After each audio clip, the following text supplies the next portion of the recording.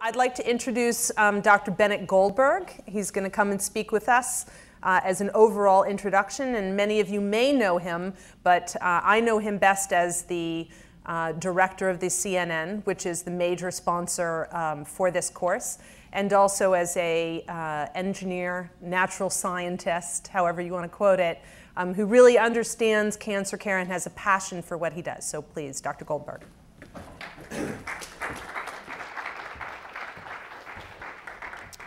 Thanks, and I'd like to add my welcome to Jen's. And so I'm going to give you a very brief introduction. I actually have one. See? It's such a nice facility, right? I mean, more than one mic. It's amazing. So I'll be talking a little bit about the sort of motivation for this course, if you will. This is supported by a lot of different parts of Boston University, in particular the Center for Nanoscience and Nanobiotechnology, Colleges of Arts and Sciences and Engineering, Boston Medical Center, the Cancer Center, and the Evans Center. And in particular, I want to give a kind of a shout out to the two people who really spent many hours putting this together. This is Mario Cabodi, who's over here in the front, and Jen Rosen, who you just heard from. And the sort of idea for this course came out of conversations that we had at the beginning of putting together a cross-disciplinary training program in cancer in nanotechnology. Today's objective is really to educate engineers and physical scientists. So before I start, I'll do another show of hands. Who would consider themselves an engineer or physical scientist? Who doesn't? Good. So at least we have the right audience. And to provide a basis of knowledge to inspire us, physical scientists and engineers, to work together with cancer researchers. So as you go through the day and you start to understand things and see the overview that Jen has put together for you, think about where you can interact in this basic space. So the idea, of course, is built on connecting these two cultures, right? We have a whole bunch of people from physical scientists, engineers, medical researchers, and clinicians on the faculty cohort, and students that are in programs across all of these places. Here's my picture kind of a physical scientist, and this is February was National Engineers Week, which I didn't know at the time until I Googled engineering images. And then, of course, my little picture here of what it looks like to be a clinician. And our whole idea is to put these groups together, to create a common framework, a common language, and things like this, and so that people can really understand what each other are talking about and really what the need is and what the problem space looks like. I'm going to talk very briefly about what brought us to this position in the spring of 2011.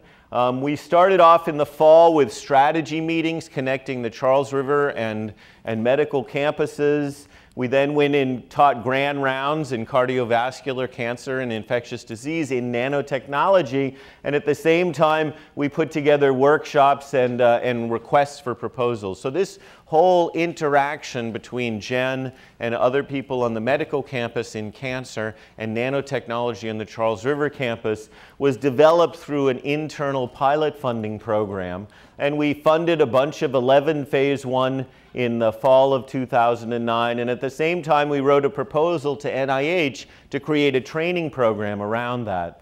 That was then actually funded in the fall of 2010, and that's supporting a bunch of projects that go back and forth, and in fact it also supports this training exercise or this course. I should mention that this is the second course of its type to be taught at Boston University. The first one was organized by the Provost's office and connected MIT, Mass General, Harvard, and the High Performance Green Computing Center. And it was led by a Professor Arap Chakraborty, who taught about Introduction to Immunology for Physical Scientists and Engineers. And that itself was well attended, and in fact the video associated with that course is online and is viewable. We will also have the video for this course, so we will save these training materials, if you will, and make them available for, of course, a broader audience. What is the future? Well, the future depends on these three things: ideas, people, and infrastructure. You are the middle part of this, but it's also connected to the ideas part. And we hope that, leaders at the institution, we can help provide you the infrastructure to make the projects that you want to work on happen. And I think that we have that infrastructure, and we encourage you with ideas to do that. Trainees, we actually have an open call right now in our training program, and if you want information about that, please let me know. The training program has major components of interdisciplinary training, mentored research, and some guided connectivity between engineers and physical scientists and cancer care clinicians and researchers. Our overall goals: modes of thought, bench to bedside, and collaboration capability. So that's kind of the space that we're in here today, the overall goals that we're trying to achieve. I want to talk just very briefly about the training. We had a nanomedicine course that was taught by Mario Caboti and Katja Ravid, and that just finished this spring.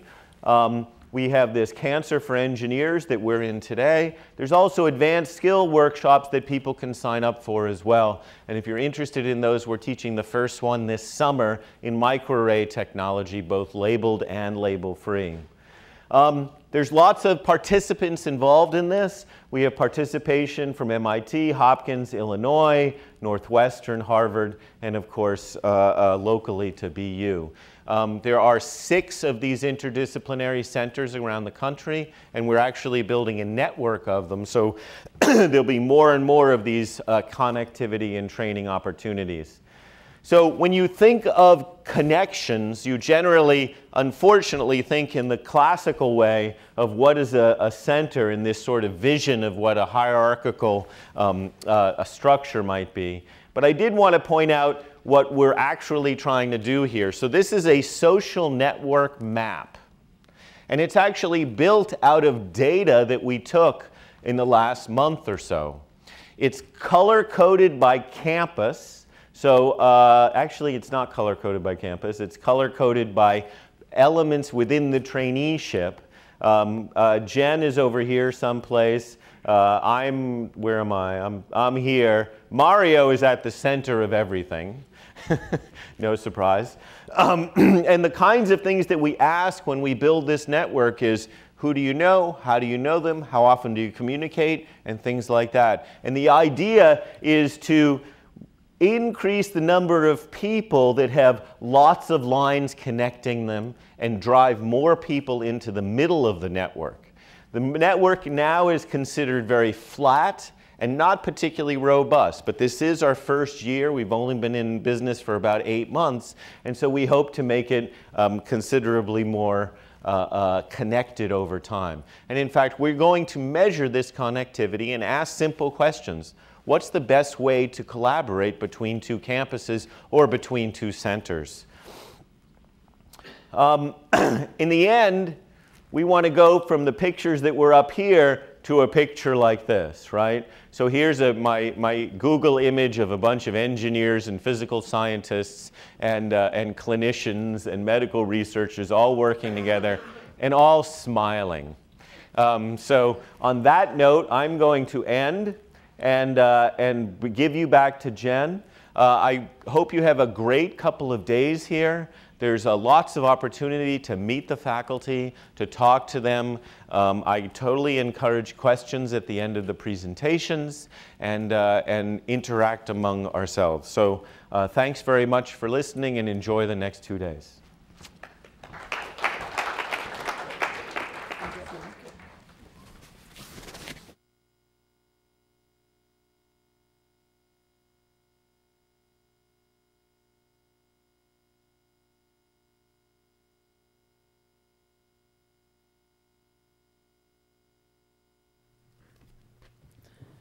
Okay, very good. So, again, welcome. I'm going to be going through this. Cancer is self. So I'm going to allow our presenters on the rest of the agenda to be going more in depth in each kind of cancer. But there's some fundamental issues that I want to cover right now. The first is cancer is self. Cancer doesn't come from outside, although may be caused by external factors. Cancer is intrinsic to your own body. Every patient responds differently, presents a little bit differently. Cancer is self. And so when we think about treating cancer, we have to remember the ways in which cancer resembles the body and how some of our treatments, which as targeted as they can be, also have to recognize the fact that it can be very often difficult to tell the difference between what's natural, good, healing tissue, normal tissue in patients, and what's not. But more formally, cancer is an inadequately controlled division and multiplication of cells that can infiltrate adjacent tissues and often form distant secondary lesions. So there's a lot of things to talk about here. One of the key or fundamental things to talk about here is that cells grow, divide, multiply, spread into the tissues around them, can metastasize years after initial presentation. And yet this isn't cancer care. So there have been other lectures or other course series talk about tumor mutations, tumor biology. Our purpose over the next 2 days is to really talk about cancer care, what we as clinicians see and experience and how we use our knowledge to help patients.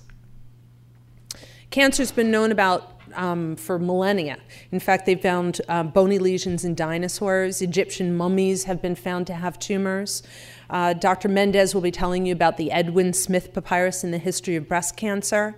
In fact, the term cancer comes from Hippocrates, called carcinos, or crab, whether that was for its infiltrative processes or grabbing on like a crab's claws, or even the pincer-like pain often caused by cancer. Some of the earliest notes about surgery for cancer were from Alexandria, where they actually incised and cauterized for cancer of the breast. Interestingly, cancer of the breast is one of the most frequently mentioned cancers through history. And in fact, one of the first surgical approaches for breast cancer was treating the axillary nodes. That means under the arm. There have been many misconceptions, and in fact, this afternoon I'm going to, in the wrap-up, talk about common myths and misconceptions about cancer. One of the things I'm going to ask each of you to do throughout the day today and tomorrow is to think about what your own myths and misconceptions about this are, what you think cancer is, who you know who has had cancer, what you thought about their treatment at the beginning, what you thought their course would be, and I want to hear from you about some of those, whether you want to write it down to me or email me, because this is something I'm very interested in understanding from your own point of view. I'd also like to see that over the course of these 2 days, your understanding will evolve. Now, many of you take notes while you're listening to lectures. I actually used to take notes while listening to lectures. But what I'm going to ask you today is to listen and to think as it's being presented and try to keep from writing everything down. Just experience what it's like to sort of be in the shoes of the clinicians who are going to be speaking.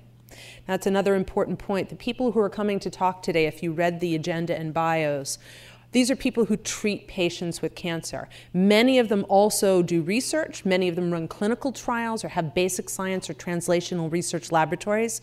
I've asked them to focus their talks on cancer care, what they do when they treat a patient. Now, we can get to the end and you can have questions about what their research is or how they've addressed a specific problem that they've highlighted during their talk. But their focus is really to tell you about the experience of treating patients with cancer. A third of all Americans, somewhere between a fourth and a third of all Americans, will die of cancer. Can I have a show of hands? I'm going to do this a lot, by the way. Can I have a show of hands of people in this room who either themselves or their family members or friends have been touched by or affected by cancer? So that's more than half the room. There are millions today living with cancer. That's something that didn't exist in the past. So survivorship and quality of life have become very important. And part of that goes hand in hand with earlier treatment, better treatment, tailored treatment, targeted treatment, and respecting and understanding where the patient comes from, what their social life is like, what their personal life is like, and coming up with the treatment plan. Remember, statistics aren't patients. Clinical trials aren't patients. There are many little dirty secrets about cancer care that are going to come to light that might surprise you during the course of the day. For example, 43% of all patients who were on clinical trials, cancer clinical trials, actually never got the treatment outlined in that clinical trial. They either had dose reduction or were crossed over. So when you're reviewing and looking at the data behind a cancer clinical trial or thinking about the statistics that support a patient's treatment, you have to think about how many patients actually received the full treatment. Now, another really important thing, because there are some people interested in the computer sciences here, is that our data for this come from many sources. So anecdotal experience. I might know a patient who had breast cancer who lived for 30 years and then recurred. Or I might know a person who had metastatic disease but still had surgery for their primary tumor. That's anecdotal evidence. We're going to be talking both about our one-on-one experience of tailoring data, tailoring decision-making for patients. We're also going to be talking about taking those patients, accruing their data to understand sort of on a national level or even in other countries how we can apply our knowledge to patients from other races, other backgrounds. Because cancer is not all the same. So our data comes from many sources. One of the most important sources is from the Seer and Seer Medicare data. There's also the National Cancer Database. One of the dirty little secrets here is that the Seer Database, which is the statistics and end reporting, only comes from 17 different states. It doesn't come from all 50 states. There right now does not exist a comprehensive national network where you can get every level of detail on every patient treated with cancer. I personally think that's something that we could aspire to. And of course, it's really important to talk about where the funding for cancer research comes from, because that's what drives a lot of us forward. Outside of industry, the three largest funders are the National Institutes of Health, the Department of Defense, which is a very interesting story, and the American Cancer Society. And in fact, one of our representatives from the American Cancer Society will be here today outside showing you some of the data, literature, grant support, and other things that the American Cancer Society does to fund cancer research. Scientific discoveries and the treatment of cancer go hand in hand. So probably one of the earliest and most important things, I think, was the understanding of microscopy, and that there were individual cells and not simply black bile or phlegm or what other evil humor was causing cancer. And in fact, there were early experiments in the 1900s showing that cancer cells could be transplanted from, say, one mouse to another or one animal to another. The concept of viral tumorigenesis, that viruses can cause or be related to the increased incidence of cancer, is something that was recognized in the early 1900s, and we, of course, see it in the rise of HIV and HIV-associated cancers, which Doug Fowler, our speaker tomorrow, is in fact an expert on viral tumorigenesis.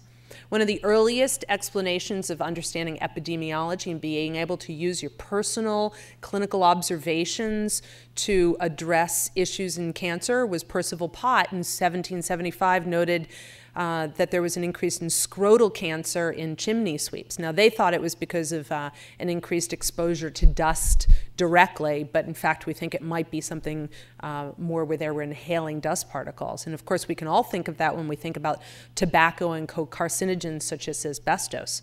Now, really, the concept of carcinogenesis happened in the 1900s. And one of the things that I'm going to ask you to think about when each person is presenting, whether it be Rhoda Olani talking about sunlight exposure and melanoma, or Michael Ebright talking about smoking and asbestos and lung cancer, is to think about what the data is really showing us. And there's a lot of debate as to what the role of tobacco is in being a carcinogen. So we're going to talk about that a little bit, but go back to thinking about the data and how the experiments were designed and how the data was interpreted. There are large studies done back in the 1950s and 1960s where it was purported that, in fact, tobacco smoke does not cause cancer. So we're going to talk also about socioeconomic factors, gender. Why does gender matter?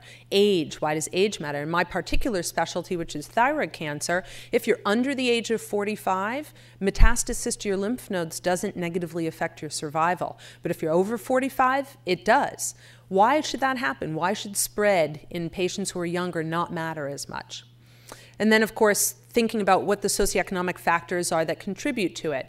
Is it a different diet? Is it an increase in fat and meat content in the United States compared with Africa? The intake of hot foods or pickled foods with a higher incidence of esophageal or stomach cancer, things that you might not have thought of before. Also, since the cloning of the human genome and the sequencing of the human genome, what have we learned or understood from genetics and genomics? What do they have to teach us? Really, surgery had to wait until a number of new developments in the 1900s to really allow us to better treat patients. Anesthesia, better imaging, better control of bleeding, and I'll get to that in the second half of my talk.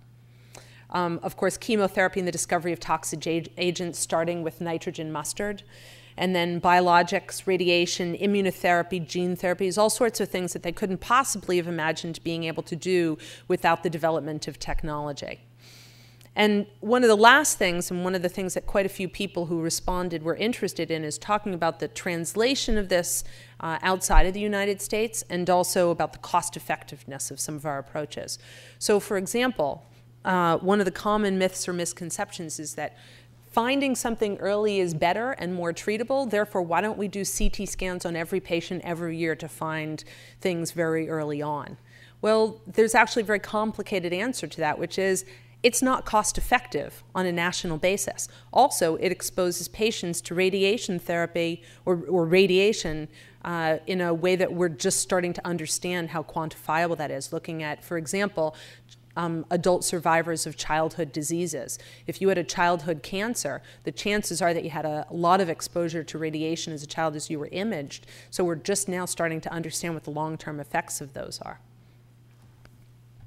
Another good example of cost effectiveness of screening, early detection and intervention, when I was a resident in New York City in the 1990s, you could go to one of the large institutions in town and for $399.95 get your whole body CT scanned. And believe me, we found an awful lot of things, but we had no idea what we were going to do about them. Little nodules on the lung, little things that we found in the colon, all sorts of things, and found ourselves doing early intervention, developing minimally invasive thoracic approaches to remove these nodules. But the fact that you could easily access the CT scan and find very small nodules early didn't necessarily mean that we were intervening or doing things for the benefit of patients. We didn't know whether a lot of those nodules were cancer or not, but we found a whole lot. Okay. Everyone lives embedded in a framework. We all live in a very complex environment. We have our own sense of self, our sense of our body, our self-perception about how healthy or unhealthy we are. We live embedded in a specific society. You also have to think about migration patterns, because people who were born and raised in Japan might have a different incidence of cancer than someone born in Japan, moved to the United States. What contributes to that? Also, we live embedded in our family and our work, and we have a concept of our future, and that's one of the most interesting things about discussing cancer care with patients, is moving them from a vision of what they thought they were and what they thought their future would be, to very rapidly moving forward to accepting what a new future with a cancer diagnosis means. And that's quite complicated, and yet I have to do it within a 15-minute initial patient visit. And likewise, a patient's cancer treatment is embedded in a framework. When I see a patient, I think about all the people who are going to treat them. The primary care physician, the surgical oncologist, the radiation oncologist, the medical oncologist. How do we communicate effectively? How do we make sure that you understand my decision making when, say, everything's being communicated through an electronic chart? Also, we have patient navigators who help patients negotiate what is often a very complicated cancer course. I can't tell you how many patients are either a no-show for my visits or late for visits because they couldn't find parking or they couldn't figure out how to get back and forth. So we've come up with ways of making sure patients come for therapy. In our patient population here at Boston Medical Center, many patients don't speak English or aren't from the United States, or their children live in another country. They have complex employment issues, housing issues, all of which are exacerbated by this new diagnosis of cancer. We have a tumor registrar, and we do staging of every patient. We have social workers who help with all these aspects of care. We have radiology and imaging that goes beyond radiation oncology. Many patients have their rabbi, pastor, chaplain, or other faith-based support during their cancer care, which is a very important group for support. Also, their own support groups and systems. There are many patients who choose faith-based approaches to care, include complementary and integrative medicine. Say they want to go to chiropraxy or use fermented mistletoe instead of the toxic chemotherapy that we suggest to them. Patients here are very often enrolled in research or clinical trials. One of the common misconceptions is that patients of mixed socioeconomic background don't want to participate in cancer clinical trials. In fact, nationwide, the recruitment of socioeconomic and racial minorities in cancer clinical trials is less than 5%. And yet I've found that of my patients, who I would probably say 90% of my patients are from diverse socioeconomic and ethnic background, I had very few patients refuse to participate in one of my research clinical trials. So it's another common misconception in two ways. And of course, one of the things most people don't understand is that we treat people in a multidisciplinary way. We have multidisciplinary conferences. When complex patients present to us for care, we present them in front of a multidisciplinary team and come up with a coordinated plan for their care. So this is not just one clinician practicing in abstract in some small corridor. One of the other things that you should pay attention to over the next 2 days as your speakers come is the whole treatment schema for patients. So we're going to try and hit or address with each tumor type all of the different issues. So starting from prevention to detection, diagnosis, treatment, and then whether the patients move on to palliative care or survivorship and the whole cycle of follow-up. This is one thing that I want to make sure that we hit on by the very end, not to be morbid, but is palliative care. There are a lot of myths and misconceptions about what palliative care and end-of-life care and hospice really are, and I think some of those can be addressed. This is another framework in which we can think about patients and their care. So when I see a patient, many of them are concerned about how they're going to maintain their employment, how they're going to take care of their kids and family, how sick they're going to be, whether I cover patients of different insurance status, what is their insurance status.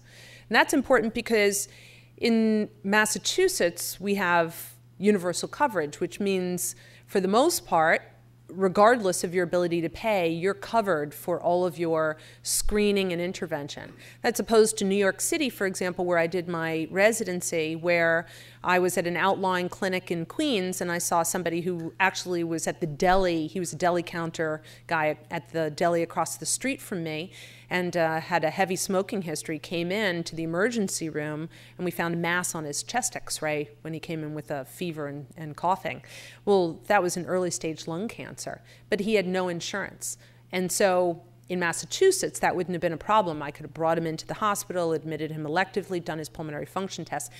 In New York City, he would have had to pay for all of that care himself. So what to do?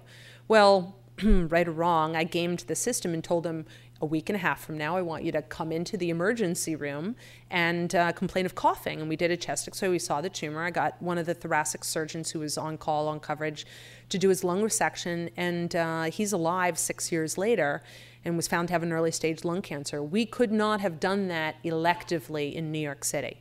You could also look at places like North Dakota where, for example, an oral pill, Zolota, is available only for certain insurance carriers. So patients have to come in and have an IV put in, have 5-fluorouracil put in, and have to go through having that intravenous line placed every time they get chemotherapy, as opposed to a patient who has different insurance who can just pop a pill in, no problem at all.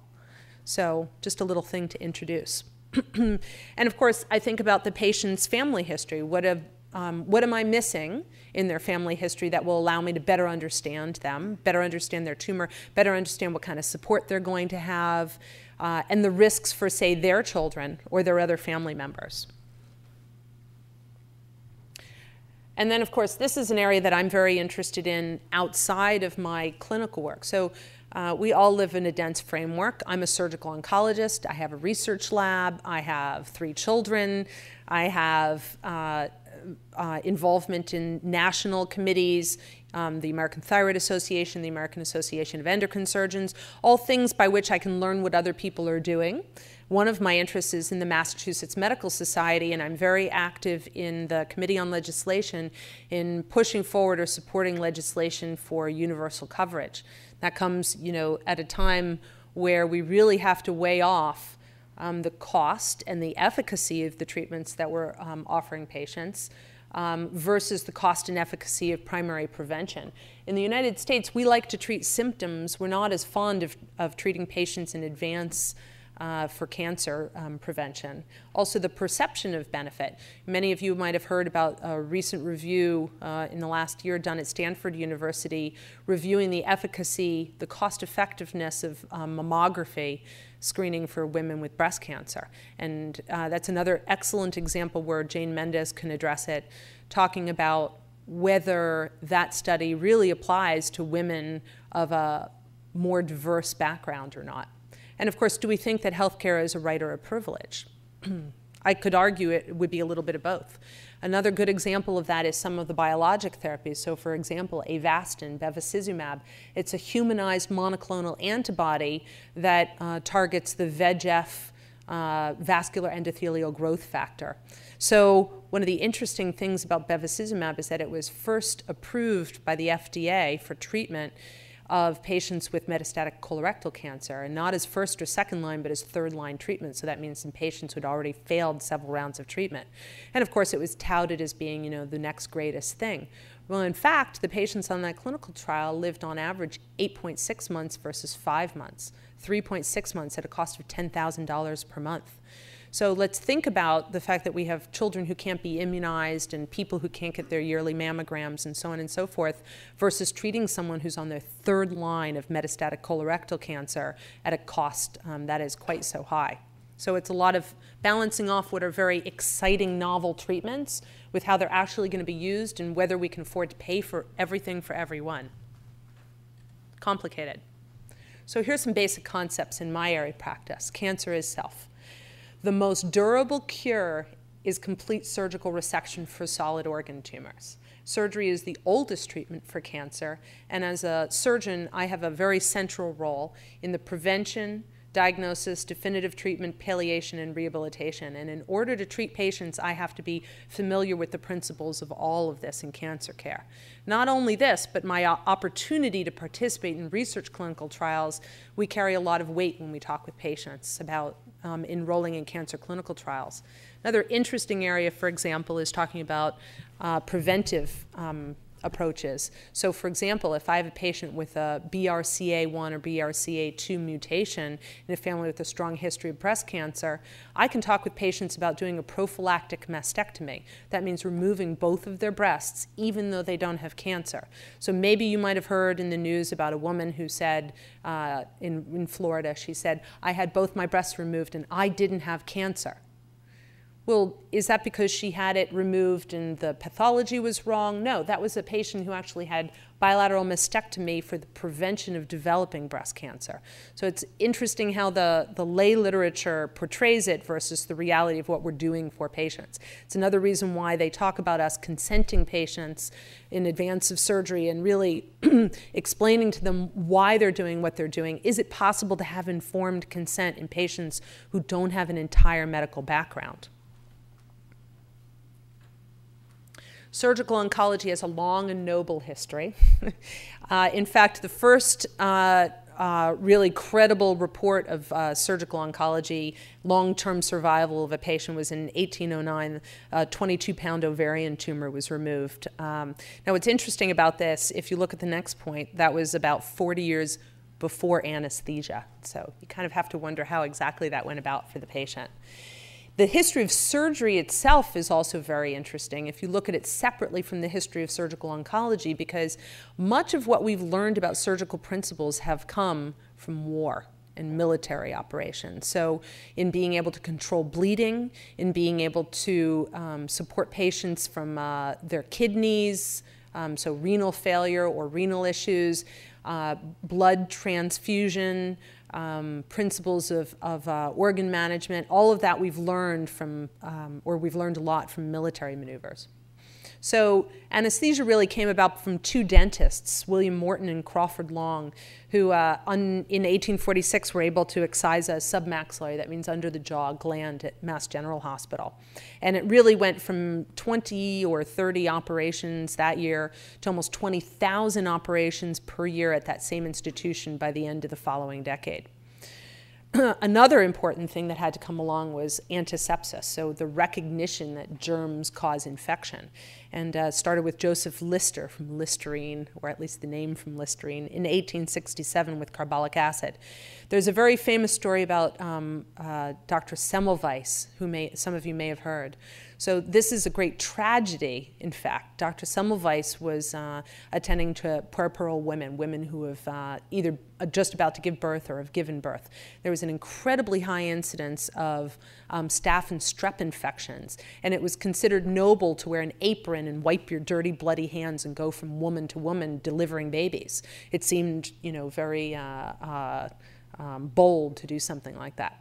But in fact, Dr. Semmelweis found that if you could take a ward, his ward of patients, remember patients were treated in wards then with beds laid out, and wash carefully in between each patient, that the risk of infection and death among those women dramatically decreased. And yet he died insane and a pauper because nobody believed in the germ theory of disease. Now we do. But my favorite book when I was growing up was Microbe Hunters, and it doesn't tell the full story in that book, though. So one of the things you have to understand is that many people who have come up with novel ideas for treatment, really game changers in terms of treatment, have not been understood or accepted by the people to whom they've presented their ideas. So when you go to present an idea to your clinical colleague, just think about the fact that because they don't think your idea is wonderful could mean one of many things, one of which is your idea is not so good. The other is that they don't understand how good your idea can be, and your goal is to use what you're learning in the next 2 days to be able to come up with a really convincing way of discussing the potential utility of it. So Dr. Bill Roth really perfected some surgical techniques. Dr. Halstead, you'll hear talked about for many reasons, one of which was that he invented rubber gloves because his nurse actually couldn't tolerate, she got rashes, terrible problems with her hands from directly touching patients, so he invented the rubber glove, which we now use. Dr. Coker, very famous in thyroid surgery, invented all sorts of surgical tools and approaches. Dr. Cushing was famous not only for his new approach to brain tumors, but also to residency. So one of the things you have to understand about our training is how we got to do what we do. I went to college, and then I went to medical school after a brief hiatus. And medical school's 4 years. You can do an MD, PhD. It's uncommon, but a wonderful thing. I encourage everyone in my lab to think about it. Then I did a 5-year surgical residency, followed by a 3-year surgical oncology fellowship. And I was 35 before I ever had my first job. So there's a long prodromal history there. Dr. Cushing called it residency because you were a resident, and in fact, you were not married, and if you were married, you weren't his resident. So the next really important key was Bernard Fisher. In 1958, created the first national program for clinical trials in surgical oncology, the NSABP, and many things have arisen out of that. Not only did it allow for support of a national clinical trial approach, but they stored the tissue for all of those patients and used that tissue. Dr. Paik, who's a pathologist, used that tissue to create Oncotype DX, which we'll be talking about as well. Many other technologic advances have helped advance surgery and allowed for targeted treatment in patients. Free grafts, automatic staplers, first developed in Russia, the development of endoscopic surgery, the ability to transplant organs. Think about it. You can take a liver out of one patient and put it in another person. And that's an amazing advance to think about. And we've come up with drugs to reduce rejection. We've come up with new surgical techniques, including cardiopulmonary bypass. All of these are technology hand in hand with the patient's care. And of course, we can't forget about blood transfusion or minimizing blood loss. advances in critical care, so allowing us to support patients through very complex surgery and allow them to regain function. And then preoperative risk assessment, very important to think about the right treatment for the right patient with the minimal harm possible. So remember I showed you that sort of schema of how we're going to think about patients, from prevention, diagnosis, treatment, so on and so forth. So surgeons have many roles in treating cancer, and it's not just about operating. We do all sorts of techniques to identify or prevent cancers from forming. So for example, the National Polyp Study showed that if you do colonoscopy on a regular basis, we can remove polyps and prevent patients from going on to develop cancer of the colon. We identify genetic traits in a family when we see them for the first time. And in fact, we do surgery to prevent cancer, for example, mastectomy, bilateral mastectomy, and BRCA1 or BRCA2, oophorectomy, other things. We, of course, play a key role in diagnosis, acquiring tissue for diagnosis. And this is important. We don't just blindly stick needles or cut into things. One of the key concepts, for example, for retroperitoneal sarcomas is that we generally don't biopsy these because they like to spread along needle tracks. So very often I'll see a patient come in who had a needle biopsy of a retroperitoneal mass. And in fact, that patient had a needle biopsy that spread their tumor. Now, this is not as common, say, in laparoscopic surgery, but preoperative staging and surgical planning, placement of clips. So for example, if I do surgery, I like to put clips around the margins so that we can be certain that when we go back for radiation therapy or treatment, that patient has a good margin and we know where to do our radiation therapy. These are good reasons why, for example, surgical oncology really needs to be, patients with cancer really need to be treated by somebody who has expertise and training and understanding how to operate on patients with cancer. Because if I were a general surgeon out in practice and I had very little experience in treating patients with cancer, I might not know how to orient my incision, or I might not know where to place my clips. Of course, definitive surgical treatment and integration of all of the care. It's important who will benefit from the treatment. How can I balance curing patients with the morbidity? Sure, I could remove your very large tumor in your leg, do a sarcoma resection. I could do an amputation. But what if I were to just remove the muscle compartment that had that sarcoma and then give you brachytherapy with radiation afterwards instead? Are you going to do better? Are you going to do worse? Could I save your limb but not save your life? These are all things you have to think about with the surgical approaches. And of course, what's the correct surgery? Do I remove the lymph nodes? Does it help if I prophylactically remove them? Where do I locate the incision? How big should the margins be? Should I be squeezing on that tumor? Is it okay if I break the capsule? What about debulking? Does that do any good to try and reduce the burden of disease in patients? In patients with metastatic disease, there's new literature showing that removing the breast in women with metastatic breast cancer may actually reduce the drive on metastatic disease. It's a concept we didn't think about before, certainly not during my board exams. And then what about oncologic emergencies when patients come in with bowel obstructions? How do we quickly move to taking care of those patients, not only in emergent surgery fashion, but also in a oncologically thoughtful fashion? And then very important now is reconstruction and rehabilitation of patients. You know, as I mentioned, removing the extremity sarcoma. In 1972, if you were an 18-year-old football player with a mass in your thigh, you had your limb amputated. But in 1973, after the first randomized clinical trial came out of the NIH done by Steve Rosenberg, who was my lab mentor, you didn't have your limb removed because we had randomized 43 patients to limb amputation versus amputation with brachytherapy. And we found that we could be more limited in our surgical approach and still regain limb function and have good survival in those patients. So when we think about reconstruction and rehabilitation of patients, how much easier it is to be able to salvage just a muscle group versus removing the leg itself. Or in women with breast cancer, we have all kinds of surgical approaches, microvascular free flap repairs, and so forth, to be able to reconstruct the breast. And in fact, surgeons have been involved from all aspects, from designing the microvascular tools to thinking about new ways to reconstruct the breast and the aesthetics. We even tattoo new nipples on. We come up with three-dimensional protruding nipples. We have implants that we can use. And all of that really to be able to provide patients, sometimes even when they wake up with the breast in place, having had their breast tissue removed. Another thing to think about there is also about facial surgery, so patients with head and neck tumors, about some of the debilitating effects of those head and neck tumors, and some of the free flaps and techniques we've been able to come up with the help of all sorts of new scaffolding constructs that take the place of bone or take the place of cartilage and have almost full function in patients. And palliation, something that we're going to get to a little bit later on.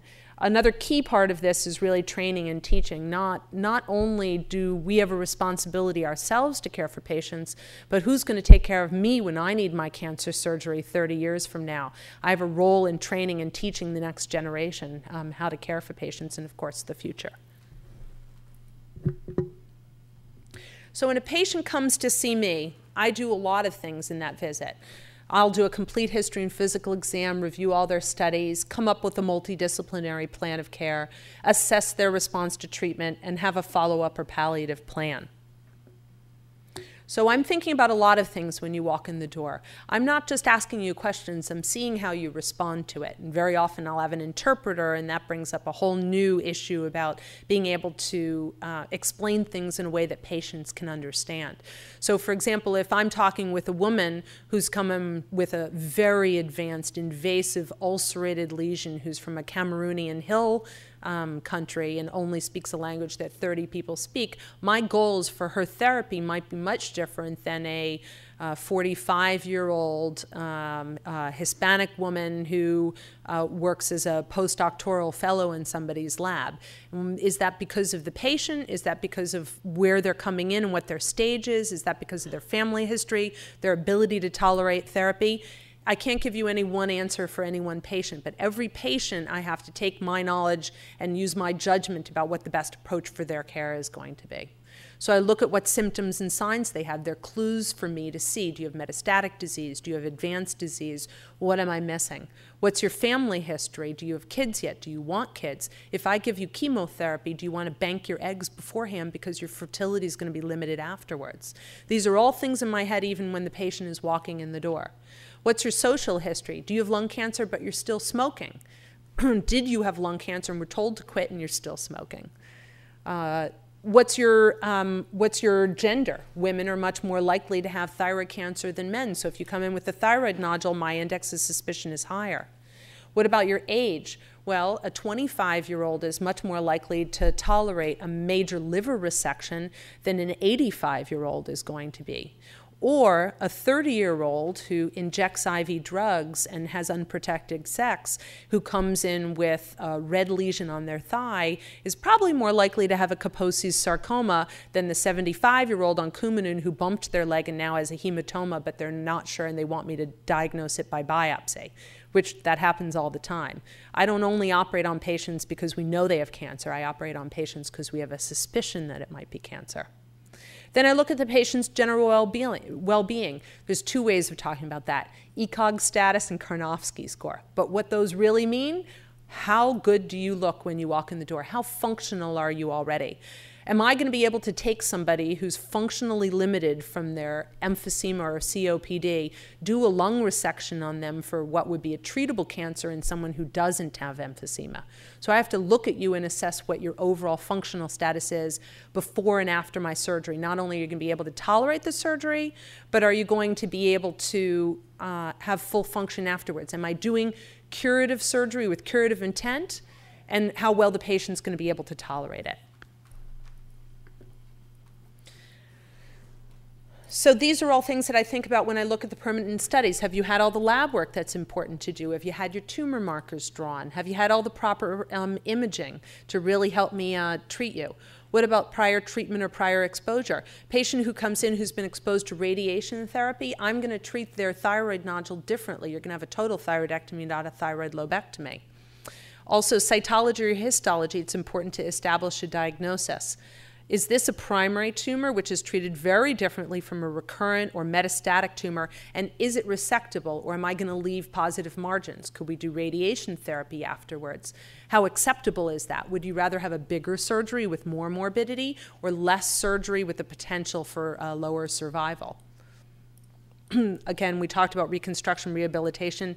What about a patient who comes in with a pancreatic tumor? So nowadays, you come in with a tumor in the head of your pancreas, and it depends on the institution you go to. If it's resectable, I may still refer you for treatment before your surgery, because I know that certain kinds of cancers in the pancreas, you will have a longer survival, lower risk of recurrence with treatment before your surgery. But you could go up the street and have somebody operate on you tomorrow. And then you'll have potentially a higher risk for recurrence, lower morbidity, but you're trading that off with survival. So institution to institution, it's different. I mentioned we have a multidisciplinary plan of care. We do staging of patients. What's your tumor stage, your lymph node status, your metastatic status? Very often I'll take a patient to the operating room, or someone will take a patient to the operating room where we found a colon cancer on colonoscopy, and we do a colectomy, and oh, by the way, there's a metastasis in the liver. Well, we didn't do a CT scan to find that before surgery because that's not the standard of care. So that patient may or may not go on to have either chemotherapy or a limited resection. Wouldn't it be nice if we had a standard for staging before? Not every tumor has that. Now, the National Comprehensive Cancer Network guidelines do provide us with a pretty good flow, but again, you have to tailor it to each patient. What if you came in with a bowel obstruction and I went to do your colon resection? Oh, and by the way, you have a liver metastasis. Should I operate on it right then? But you have a bowel obstruction. You could be pretty sick. I don't want to operate on your liver while I'm just taking out your primary colon tumor. And of course, every patient, patients are not statistics. So I can say that, 1 out of 5 patients who have what you have will still be in the room with me 5 years from now. But patients hear what they're going to hear. Patients come in with a preconceived expectation of whether they're going to live, whether they're going to die, how sick they're going to be, and we're going to get into that about when we get to the section on myths and misconceptions. And I really have to be clear about what my surgical goals are. When you come for surgery, we consent you for surgery. What does that mean? I go over what the surgery is, what it involves, what the risks, benefits, and alternatives are. But I can tell you if I tested those patients one day later, the retention of all of that information would be very small, even in smart people. How do I assess your response to treatment? Do I do MRIs? Do I do PET scans? How good are PET scans in assessing response to treatment? Stefan Anderson will talk a little bit later about looking at margins in liver. How do I know whether that's active growing tissue or just inflamed tissue? What about tumor markers? Do we have a tumor marker for every tumor? Why does ovarian cancer go so long without being detected in people? Are there good, better tumor markers we can develop that are drawn from the blood, require minimal invasion to be able to diagnose patients with ovarian cancer? What are RECIST criteria? We'll get to that a little bit later in terms of tumor response and how good those are. And how do we determine if a treatment is good, bad, or hurting you while it's good? And of course, what's your follow-up plan? After you get therapy, do you go on into the great beyond? How do I communicate with your primary care physician or with you what my expectations are? How do you know what to look for in terms of recurrence? What if you have a yearly follow-up, but you start to have some pain or back pain or new complaints in the interim? And is early intervention better in these patients? And then when we come up with the palliative plan, when patients are no longer candidates for further treatment, and when is it that we determine patients are no longer candidates for further treatment? Does that mean I'm going to be abandoned? I'm going to die in pain? Who's going to take care of my symptoms? Who's going to take care of me? Who's going to take care of my kids? These are the most common questions I get. What are my chances? Can you get it all out? Did you get it all? Am I going to die from this? Am I going to be able to work through therapy? I have a lot of patients who work full-time, 1 job, 2 jobs, and take care of their kids. How are they going to be able to maintain that through their cancer care? Who's going to help them if they can't?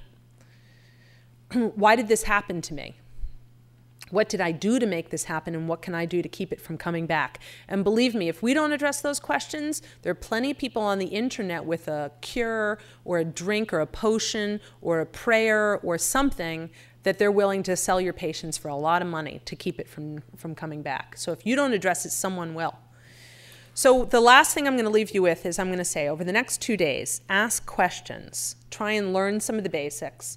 You can always learn more. We are not going to give you a comprehensive, in-depth understanding of every kind of cancer during this or every kind of therapy. So you can always learn more. And in fact, our second annual cancer care course for next year, we've already planned, has a whole new lineup of cancer types that we're going to talk about in approaches. And when you hear people talk, I've asked them to highlight what limitations, challenges, and opportunities are. You should think about those in terms of projects and how you could apply your own particular interest to solving something within that area.